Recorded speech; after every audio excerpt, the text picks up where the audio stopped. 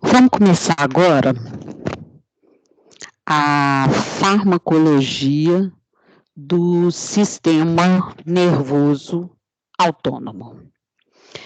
As drogas que atuam como agonistas do sistema nervoso autônomo, elas vão atuar ativando esse receptor. Para a gente iniciar, então, a farmacologia simpática, vamos lembrar um pouquinho da fisiologia. No neurônio pré-ganglionar, o efetor do sistema simpático é a acetilcolina. No pós-ganglionar é que a gente muda e passa a ter, então, o efetor noradrenalina atuando e não mais a acetilcolina, com exceção das glândulas sudoríparas.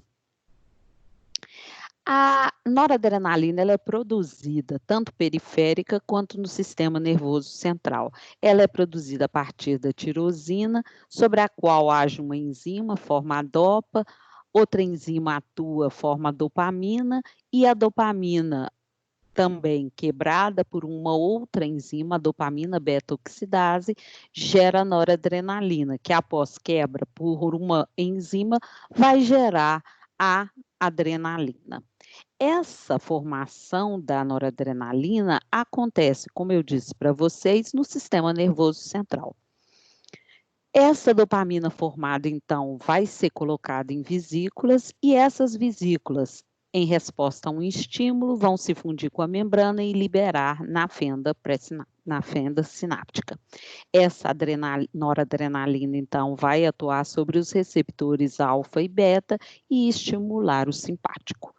Após essa atuação sobre os receptores, nós vamos ter, então, a noradrenalina sendo difundida da fenda, sendo recaptada pelo sistema de recaptação e a que é recaptada para o neurônio pré-sináptico, ela é, então, metabolizada pela MAL e vai, então, seus metabólitos serem novamente utilizados para a formação dela.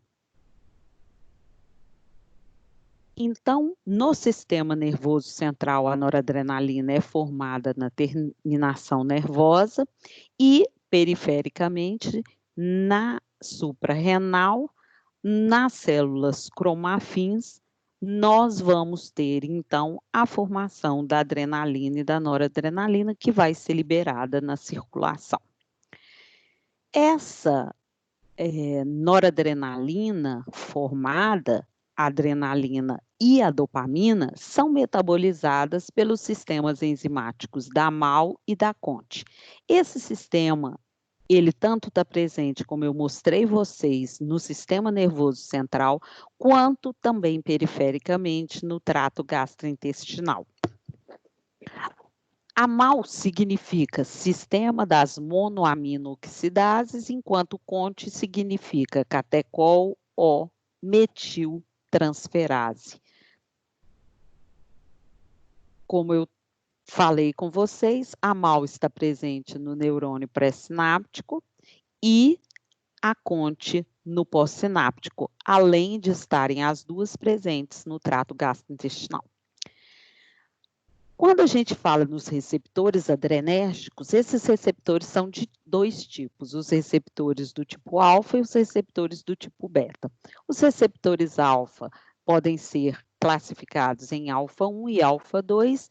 Alfa 2 é o receptor presente no neurônio pré-sináptico, ele é um autorreceptor, ele vai fazer o que? Ele vai fazer o controle inibitório da liberação de noradrenalina. Então, esse receptor alfa 2 aqui, ele é um receptor inibitório. Já o receptor alfa 1, ele está presente nos vasos, nos brônquios, no útero, na bexiga, na íris e no trato gastrointestinal.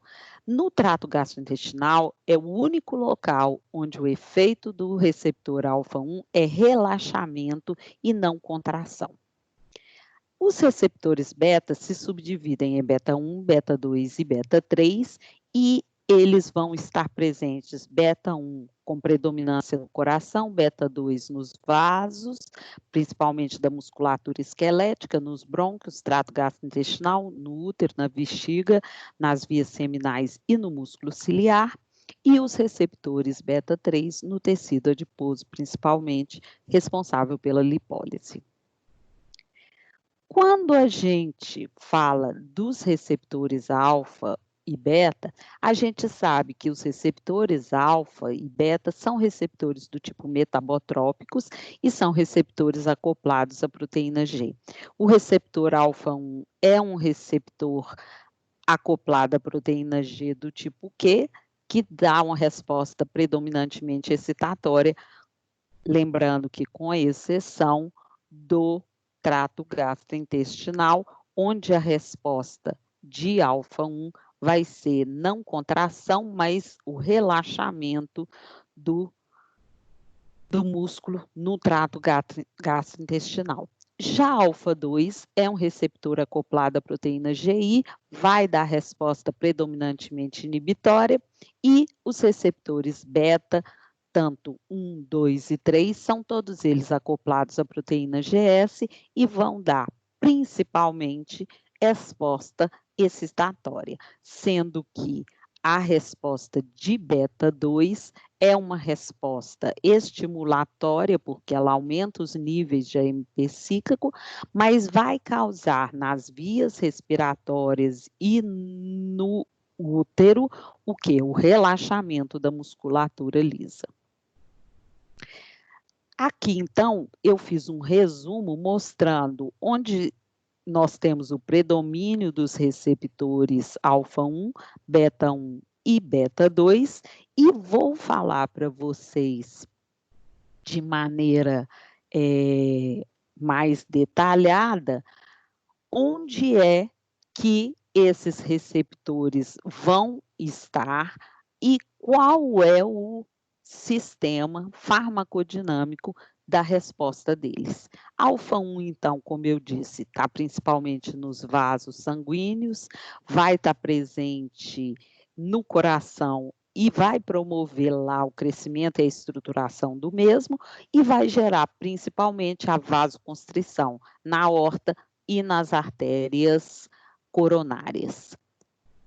Já o receptor alfa 2, ele está presente no neurônio pré-ganglionar, onde ele é o autorreceptor, que é o autorreceptor inibitório, e ele está presente também em pequenos vasos e na glândula suprarrenal.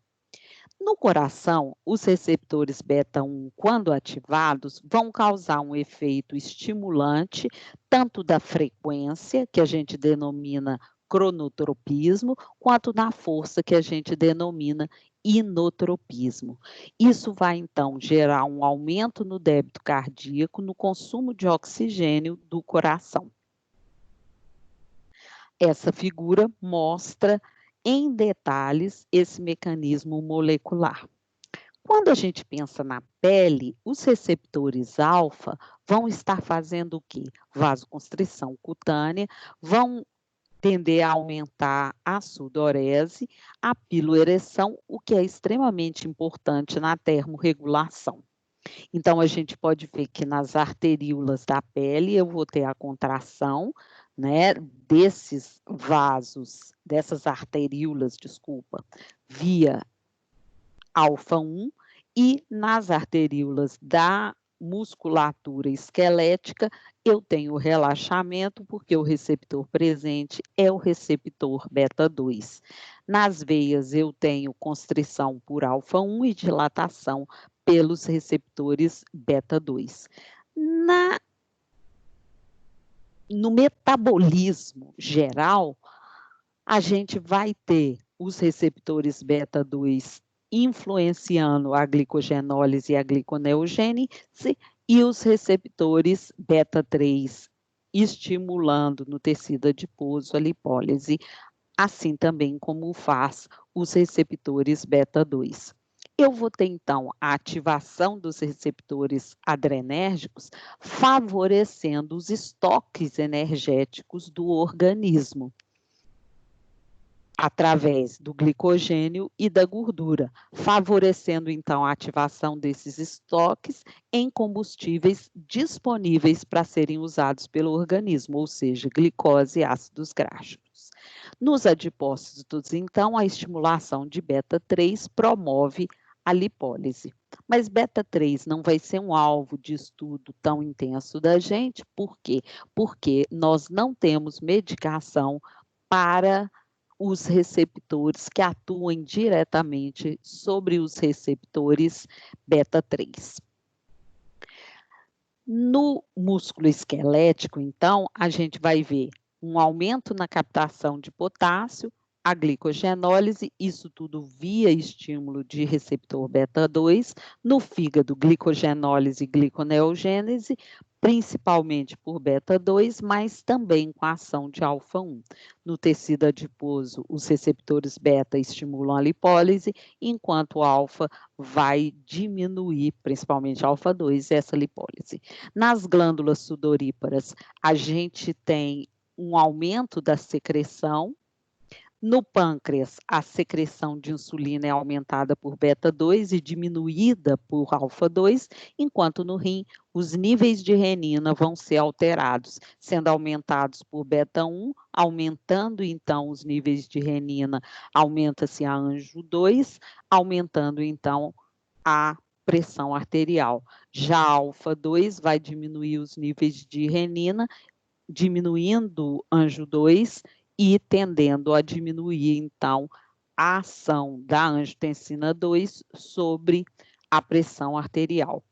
No globo ocular, eu tenho o receptor alfa-1 no músculo radial da íris, gerando contração, tendo importância, então, na reação fotomotor.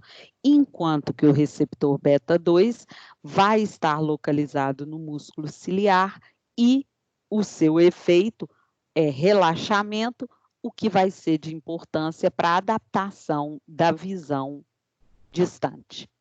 A musculatura lisa, com exceção do trato gastrointestinal, vai ter sua resposta sendo contrátil em relação ao estímulo de alfa-1 e relaxamento em resposta a beta-2. No trato gastrointestinal, alfa-1 não vai gerar contração, mas sim relaxamento, como faz os receptores beta-2. Nos pulmões, eu vou ter o receptor beta-2 no músculo e, consequentemente, o relaxamento, gerando a broncodilatação. No trato gastrointestinal, a gente tem a dilatação, diminuindo a motilidade, sendo ela feita pelos receptores beta-2 e pelos receptores alfa, tá? Então, nós vamos ter o relaxamento da musculatura lisa. No trato geniturinário, nós vamos ter o quê? Os receptores beta na bexiga, causando relaxamento do músculo detrusor, o que vai facilitar o enchimento da bexiga. No trígono e esfíncter, nós vamos ter o receptor alfa-1, gerando um efeito contrátil, o que vai fazer a contenção da urina, a retenção, então, da urina. No sistema genital feminino, nós vamos ter no útero, pensando nele não grávido, o receptor alfa-1 contraindo e beta-2 causando relaxamento. Isso faz com que, se pensarmos no útero grávido, quando nós temos uma mulher em iminência de aborto, a gente utilizar os agonistas beta-2 para que eles atuem sobre os receptores no útero e causem o relaxamento, contendo, então, assim, as contrações e a possibilidade de aborto. Então, as ações predominantes do sistema nervoso autônomo simpático, que são os efeitos de luta e fuga, o que nós vamos ver é que eles são definidos em função do que nós revisamos: aumento da pressão, aumento do fluxo sanguíneo muscular, metabolismo celular aumentado, glicemia aumentada, aumento então da força muscular, da atividade mental, e dessa forma nós temos condição então de ter luta e fuga. Outra coisa que nós temos que ter em mente é que os efetores endógenos, noradrenalina e adrenalina, eles vão atuar de forma diferente, com afinidades diferentes sobre os receptores alfa e beta. A noradrenalina, ela tem uma afinidade muito maior pelos receptores alfa 1 e 2 do que pelos receptores beta, e ela tem pouquíssima afinidade sobre os receptores beta 2. Já a adrenalina tem uma afinidade que é dose dependente, sendo maior para os receptores beta do que para os receptores alfa. Já a dopamina, ela vai ter uma ação não só sobre os receptores adrenérgicos, como sobre os receptores dopaminérgicos, que não são o foco nosso nesse momento. Nos receptores beta, a dopamina consegue ter afinidade quando ela está em doses que vão entre 2 a 10 microgramas por quilo de paciente, enquanto que para ter afinidade pelos receptores alfa, ela, principalmente alfa 1, ela tem que estar numa concentração maior que 10 microgramas por quilograma por minuto.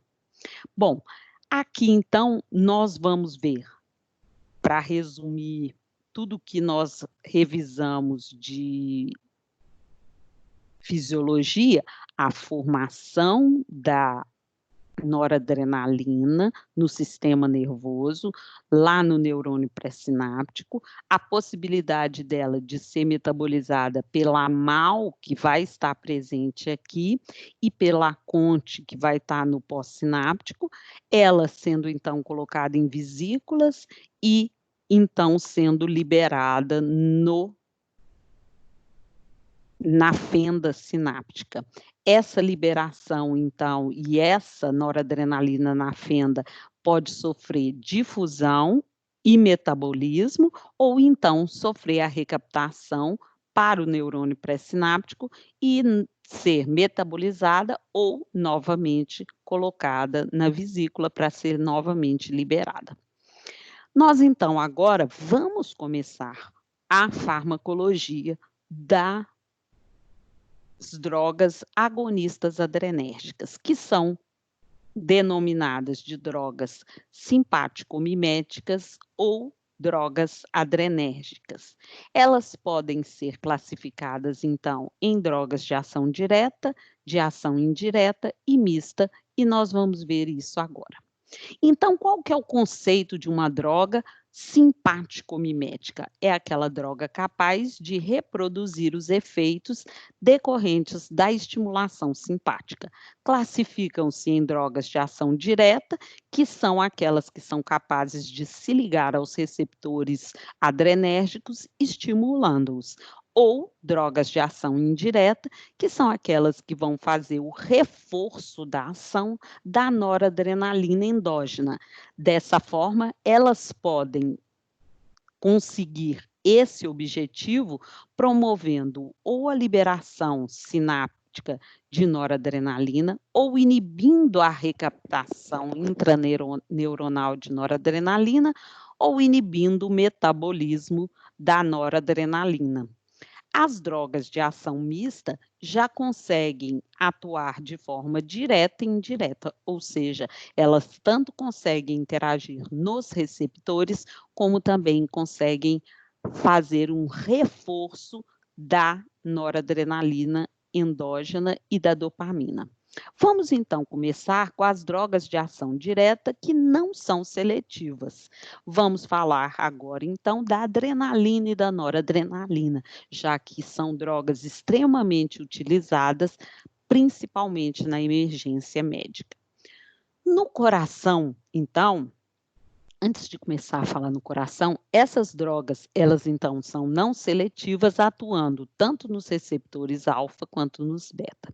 No coração, como a adrenalina é um potente estimulador de beta-1, ela aumenta o automatismo, a excitabilidade, a condução e a contratilidade cardíaca. Nos vasos, ela vai atuar principalmente nos receptores beta-2, que predominam nos vasos da musculatura esquelética, reduzindo então a resistência vascular periférica.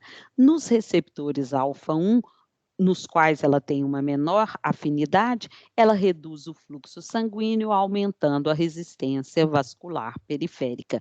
Dessa forma, tendo ação em alfa-1 e em beta-2 significativa, nós vamos ter uma resposta sobre a pressão que é praticamente insignificante em termos de variação da pressão.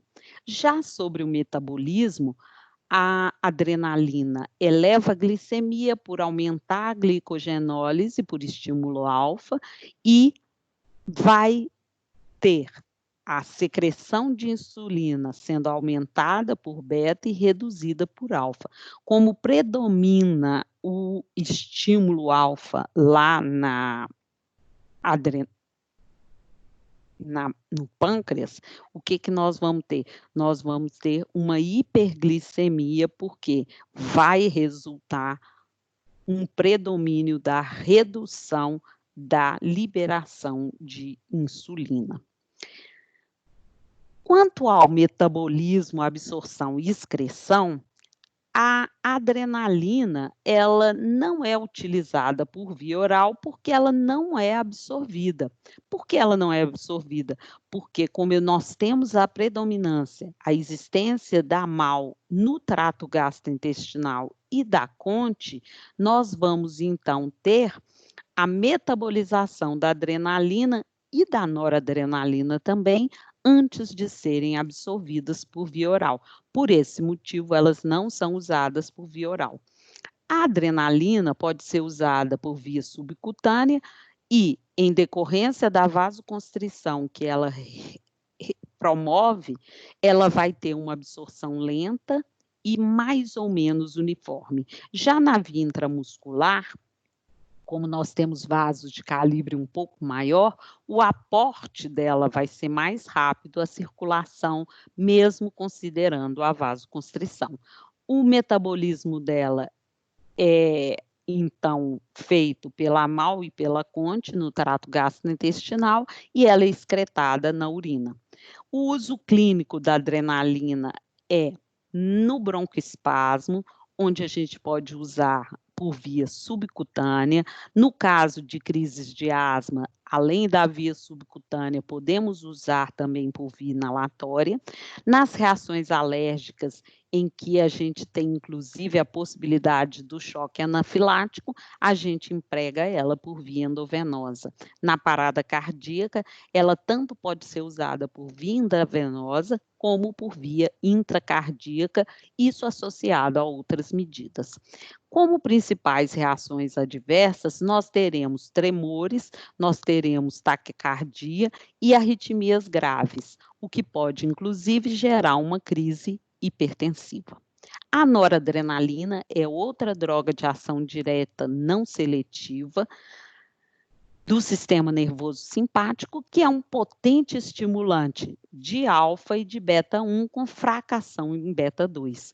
Portanto, seus efeitos cardiovasculares vão ser aumento da pressão sistólica e diastólica, aumento da resistência vascular periférica por sua ação estimulante potente sobre alfa e, consequentemente, um aumento na pressão arterial. Os efeitos metabólicos dela vão ser efeitos semelhantes ao da adrenalina, vão elevar a glicemia, sua absorção e metabolismo também idênticos ao da adrenalina. O uso clínico principal, então, da noradrenalina é o uso na hipotensão arterial sendo que temos que tomar muito cuidado quando fazemos a injeção da noradrenalina. Por quê? Por seu potente efeito sobre alfa, ela gera uma vasoconstrição muito grande e o extravasamento dela durante uma injeção pode fazer com que a gente tenha a necrose no local do extravasamento.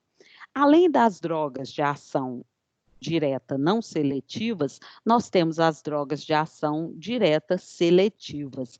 E aí aqui nós vamos ver as drogas de ação seletiva sobre os receptores alfa. E aí nós temos aquelas que não são seletivas, podendo atuar em alfa 1 e alfa 2. Entre elas nós temos a oximetazolina e a nafasolina, que são principalmente usadas como descongestionantes nasais tópicos e conhecidos da gente porque são, pelo leigo, chamado de remédio de desentupir o nariz.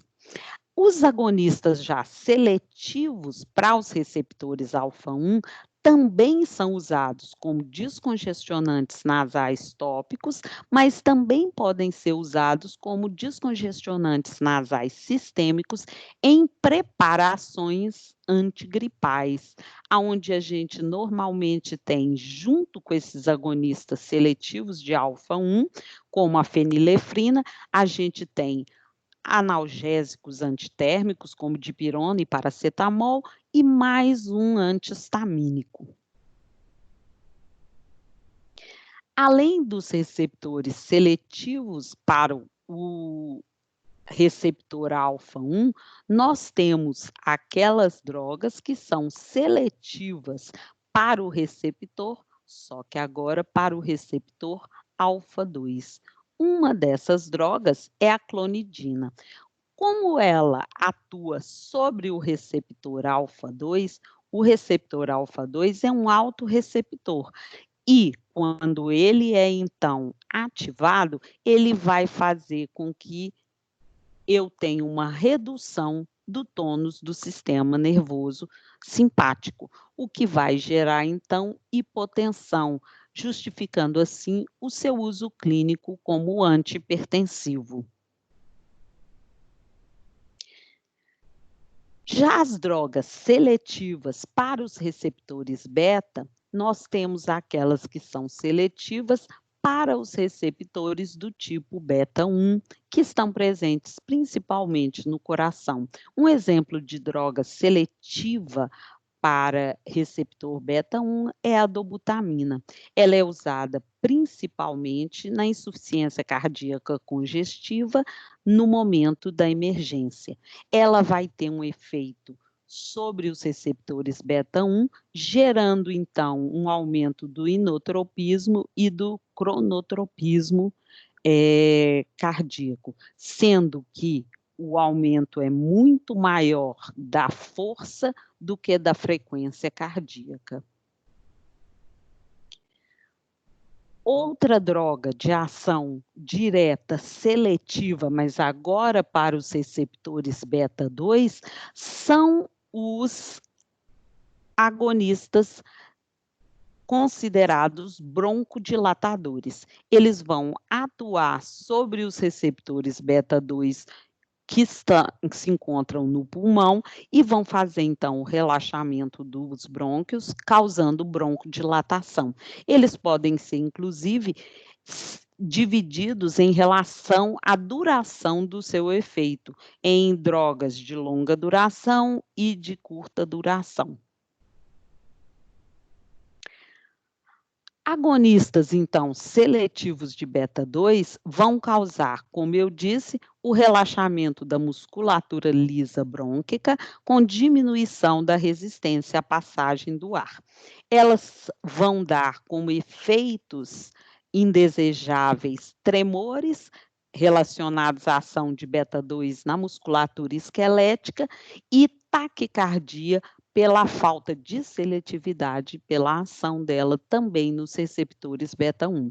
Os usos clínicos são principalmente em crises de asma, em que a gente pode usar, inclusive, eles por via inalatória, na profilaxia das crises de asma onde muitas vezes eles vêm associados aos glicocorticoides. Podemos também utilizar, como eu disse inicialmente, eles para prolongamento da gestação, diminuindo as contrações do útero. Aqui eu mostro para vocês o efeito de agonistas beta-2 adrenérgicos, como o salbutamol, a terbutalina e o salmeterol, que vão causar o relaxamento das vias aéreas, melhorando, então, a capacidade de dilatação dos brônquios. O que a gente acredita é que essas drogas aqui também têm uma ação anti-inflamatória e, por isso, elas têm um efeito tão bom como broncodilatadoras para tratar a asma. Outra droga seletiva também para os receptores beta seria o isoproterenol, mas ele é um agonista que tem uma ação muito mais intensa sobre beta 1 do que beta 2. Ele chegou a ser usado como broncodilatador, mas hoje esse uso está obsoleto. Por quê? Porque, por ter uma ação significativa sobre beta 1, ele aumenta a frequência, o débito cardíaco e, consequentemente, a pressão arterial. Relaxa a musculatura lisa brônquica e começa a ter uma ação, então, que vai ser uma ação broncodilatadora, mas uma ação também inotrópica e cronotrópica positiva, o que geraria, então, desconforto de taquicardia no paciente. Vamos, então, ver as drogas de ação indireta, que são aquelas drogas que não vão atuar diretamente sobre o receptor, mas vão atuar aumentando a atividade da noradrenalina. Como que elas podem fazer isso?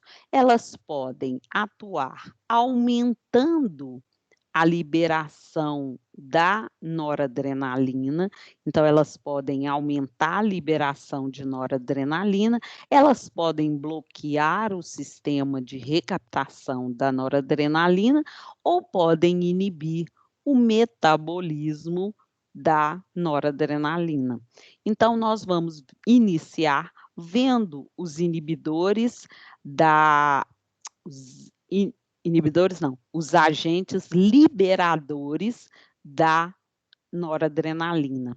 Essas drogas, que são drogas de ação indireta, que aumentam a liberação de noradrenalina, são principalmente os derivados anfetamínicos, drogas que vão, então, aumentar a liberação de noradrenalina e de dopamina também.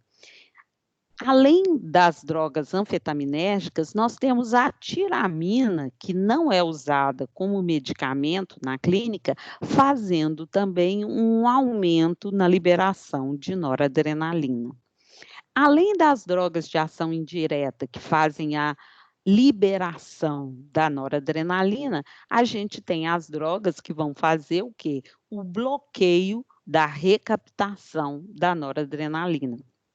Entre essas drogas que fazem inibição da recaptação da noradrenalina, nós temos a cocaína e nós temos alguns antidepressivos que vão inibir a recaptação de noradrenalina e, consequentemente, aumentar os níveis dela na fenda e a sua estimulação.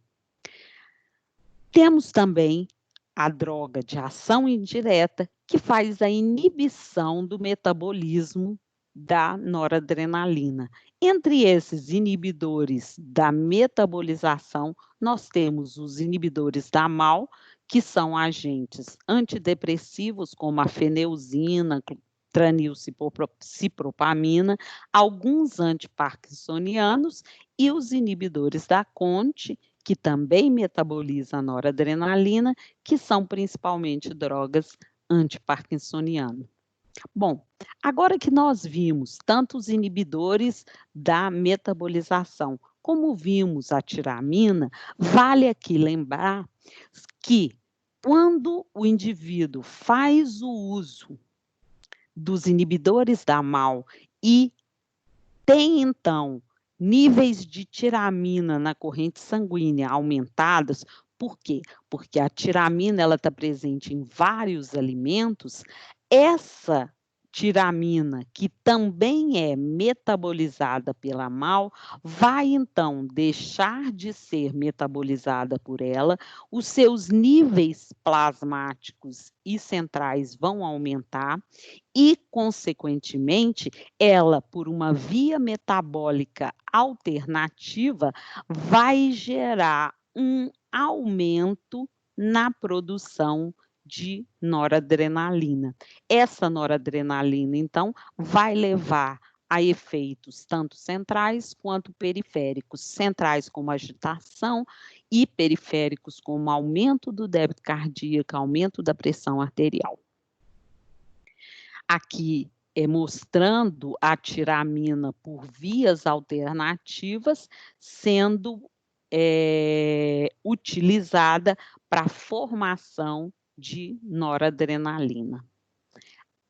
Agora, nós vamos ver aquelas drogas que têm ação mista, ou seja, são drogas adrenérgicas que vão tanto conseguir se ligar como agonistas nos receptores adrenérgicos, como vão promover a liberação da noradrenalina. Entre essas drogas, nós temos a efedrina. A efedrina é uma droga extremamente potente e que tem algumas características, como ela é resistente à MAO, então ela pode ser usada por via oral, que ela não vai ser degradada, uma meia-vida plasmática mais longa, que é a da adrenalina e noradrenalina, ou seja, que é a das catecolaminas, e ela vai, além de liberar noradrenalina, atuar sobre os receptores alfa e beta, chegando, inclusive, a gerar taquifilaxia por depressão, ou seja, por acabar com os estoques de noradrenalina. Suas ações farmacológicas, então, são muito intensas. E o que a gente observa é que no coração, o aumento da pressão sistólica e diastólica dela é cerca de 10 vezes maior do que o efeito que a própria adrenalina dá.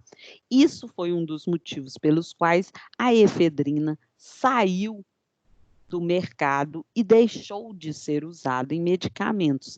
Passamos, então, a usar a pseudoefedrina, que é, então, uma droga que tem uma ação menor, uma potência menor do que a da efedrina. É usada, então, como descongestionante nasal e usada em preparações antigripais. Por quê? Porque agindo sobre beta-2, ela vai, então, conseguir gerar broncodilatação e descongestionamento das vias aéreas superiores. A aula dos antagonistas adrenérgicos eu vou fazer depois do intervalo.